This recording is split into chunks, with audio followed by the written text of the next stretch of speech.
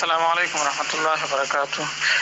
یہ پہلا سبق ہے خیبر پختونخوا جو ہمارا ٹیکسٹ بک ورڈ ہے پشاور سے، جو کہ ہمارا بک ہے، اس کا پہلا سبق ہے اخلاق نبوی صلی اللہ علیہ وسلم، جو کہ مولانا شبیر نعمانی صاحب کی جو مشہور تصنیف ہے سیرت النبی صلی اللہ علیہ وسلم، اس کی دوسری جلد سے یہ لیا گیا ہے یہ سبق، جس کا عنوان اخلاق نبوی صلی اللہ علیہ وسلم ہے۔ اس کا جو پہلا جو ہیڈنگ ہے، سرخی ہے، وہ مداومت عمل ہے۔ مداومتی عربی کا لفظ ہے، مداومت عمل کی پابندی کرنا، کسی عمل پر استقامت کے ساتھ قائم رہنا، اس کو مداومت عمل کہتے ہیں۔ مداومت اصل میں ہمیشہ کی، استقامت، پابندی، ان معنی میں استعمال ہوتا ہے۔ تو مداومت عمل، کسی عمل پر استقامت کے ساتھ قائم رہنا۔ اس کے بعد ہے اخلاق کا سب سے مقدم، یہ دال کے اوپر شد ہے، دال مشدد ہے یہاں پر، مقدم، اونچا، اعلیٰ، بلند اور ضروری پہلو یہ ہے۔ پہلو آپ یہاں پر حصہ، جز، یعنی اخلاق کا جو ضروری ہے اور سب سے اعلیٰ جز ہے وہ کیا ہے کہ انسان جس کام کو اختیار کرے، جس کام کو اپنائے، اس پر اس قدر استقلال کے ساتھ قائم رہے۔ استقلال، استقامت، مستقل مزاجی، پابندی، اس پر قائم رہے کہ گویا وہ اس کی فطرت ثانیہ بن جائے۔ فطرت ثانیہ اس سے مراد ہے وہ عادت جو پختہ ہو کر طبیعت کا جز بن جائے، عادت جو مزاج کا انداز پیدا کرے۔ یہ دو معنی آپ یہاں پر اس کی کر سکتے ہو۔ فطرت تو ویسے ہی عادت کو یا طبیعت کو کہتے ہیں، انسان جس طبیعت کے ساتھ پیدا ہوتا ہے، جس عادت کے ساتھ پیدا ہوتا ہے، وہ فطرت ہے۔ فطرت ثانیہ وہ عادتیں جو پختہ ہو کر طبیعت کا جز بن جائے، یا وہ عادت جو مزاج کا انداز پیدا کرے، یہ ہے فطرت ثانیہ۔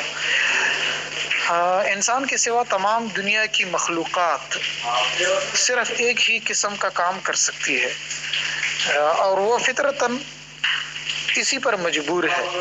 یعنی دنیا کے جتنے بھی کام ہیں، یہ جو جانور وغیرہ ہیں، جانور اگر آپ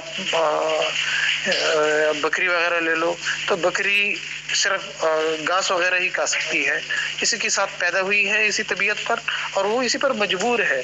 وہ اگر احتجاج کرے کہ میں نے گھاس نہیں کھانا، میں نے گوشت کھانا ہے، تو یہ ایسا نہیں ہو سکتا، یہ فطرتاً اسی پر مجبور ہے۔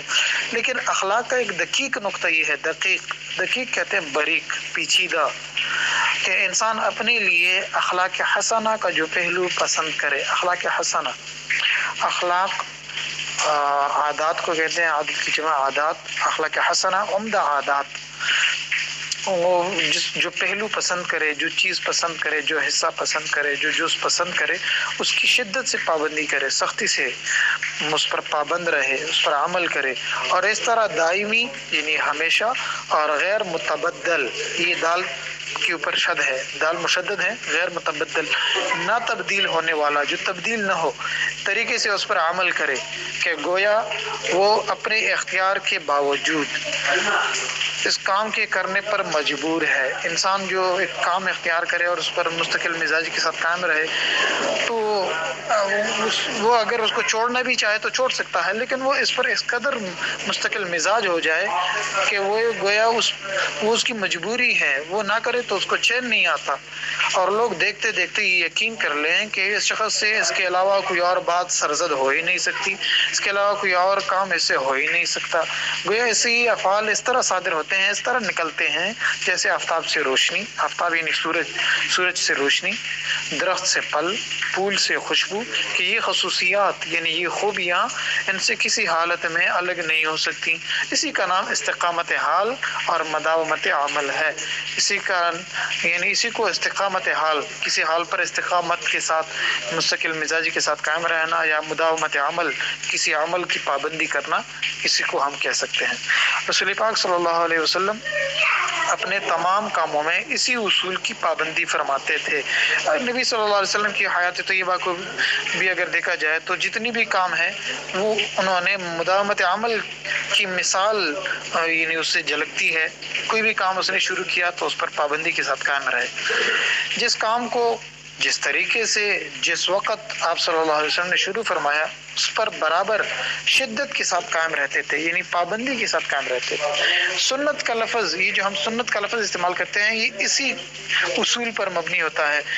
سنت کیسے کہیں گے کہ نبی صلی اللہ علیہ وسلم نے جس کام کو جس طریقے سے جس وقت شروع کیا اور برابر اس کو کرتا فرماتے گئے تو اس کو ہم سنت کا لفظ دیتے ہیں۔ سنت کا لفظ ہماری شریعت میں اسی اصول سے پیدا ہوا ہے۔